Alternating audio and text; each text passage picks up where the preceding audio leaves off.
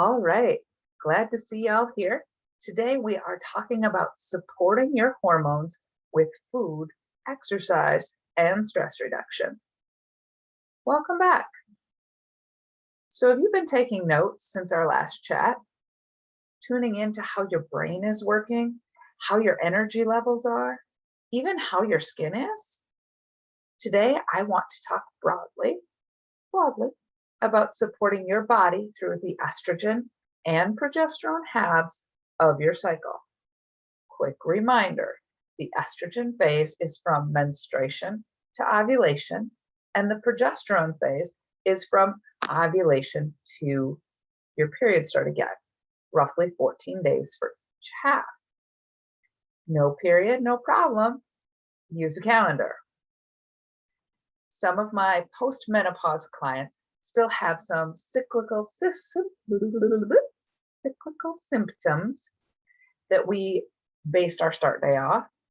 Others just picked a day one and we ran with it consistently, while others use the cycle of the moon, estrogen starting with the new moon and progesterone with the full moon. Whatever you choose, consistently support the lead hormone.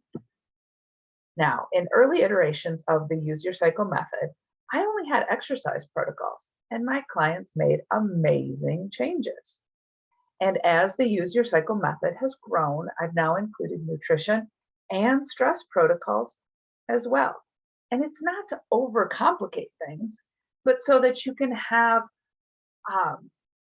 so you can start where you're at in your life and still get results. I mean, because let's face it, not everybody wants to be in the gym, or maybe cooking isn't your thing. Maybe your partner's in charge of it. Regardless, you will get results. And the more protocols that you incorporate, the quicker and more completely you're going to feel better. But you'll get results no matter what you do first. Now, in my last podcast, we talked about how you'll feel each week of the month when your hormones are humming along on high, how your brain shifts gears each week, how your skin changes each week, and your libido and strength, how it all changes on a week by week basis. This week, we're going to take a big 10,000 foot overview and see how we can support your hormones each half of the month. Let's start with your estrogen phase. That's menses to ovulation, new moon to full, days 1 to 14. Estrogen is on the rise, and to support it best with exercise, we want to think heavy and fast. Now, all month long, we're thinking intense and only 30 minutes. Another great thing to add is aerobic dance classes. Again, fast, intense, with step combinations for your brain to conquer. We support estrogen with food by keeping it on the cool scale. This is an Eastern philosophy concept.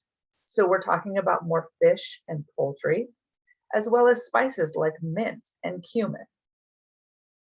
Beverages should be room temperature and colder. Vegetables and fruits are raw because digestion is running faster. And carbs are the preferred fuel source for this half of the month, right?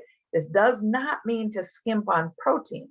It means that carb cycling will be your best weight loss angle. And stress reduction support, contrast showers, or ice baths. Keeping it cool. Still can't wait. Now, during the progesterone phase, that's ovulation to menses, full to new moon, days 15 to 28. Estrogen is decreasing while progesterone is on the rise. We support estrogen best with exercise by actually laying off a bit. Week 3, you should be thinking about restorative yoga and foam rolling. Well, that last week before your period, go get a massage. Listen to your body. Skip the damn gym. It's honestly going to be best for you. Support the progesterone phase with food. In order to support that mini temperature spike that happens at ovulation, we want to keep food warm, Eastern philosophy again. So more beef and bacon, peppers, onions, garlic, jalapenos. Beverages are room temperature and hotter. Also, wine and coffee. But as digestion slows, maybe you've noticed you get a little constipated close to your period. Cook your veggies, cook your fruits, baked apples. And those PMS cravings, those are your body's cry for a few, 200 to 400 more calories a day of fat. That's not very much. Measure it, people. Fat is the preferred fuel source during the progesterone phase. Also, keep the protein and 1 day of fasting for women each week. Progesterone phase stress reduction, hot tubs, saunas, sunbathing. Hot, hot, hot, hot, hot, hot, hot. Keep it hot, ladies. And while we're at this, let's do a quick review of the basics that are for all month long. Number 1, proteins. Minimum 100 grams a day. Post-menopause, minimum 125 grams. This is the one thing that will clear your brain, loosen your pants, and get you sleeping through the night. I promise. If you do nothing else, do this. Protein. Number 2, eat a pound of veggies a day. Raw, cooked, whatever. Soups, salads, stir fries. This keeps the hormones moving and prevents estrogen dominance. Fiber, fiber, fiber, fiber, fiber. Number 3, water. At least make it every other beverage.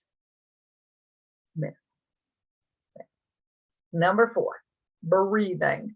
I highly recommend 5 minutes a day of alternate nostril breathing for stress reduction. Maybe you've heard me talk about that cortisol leak we acquire somewhere around the age of 40. This helps dramatically. Number 5, walk slowly.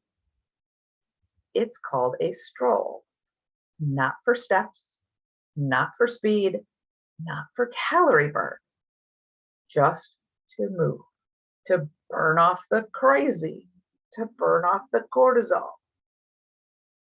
Finally, once you've done adding any of these things, all these things, now you can make a few cuts if you're so inclined. You might find some of these actually naturally decrease when you add some of that other stuff in, right? But you might want to cut some more inflammatory foods like sugar, dairy, wheat, corn, alcohol, soy, peanuts.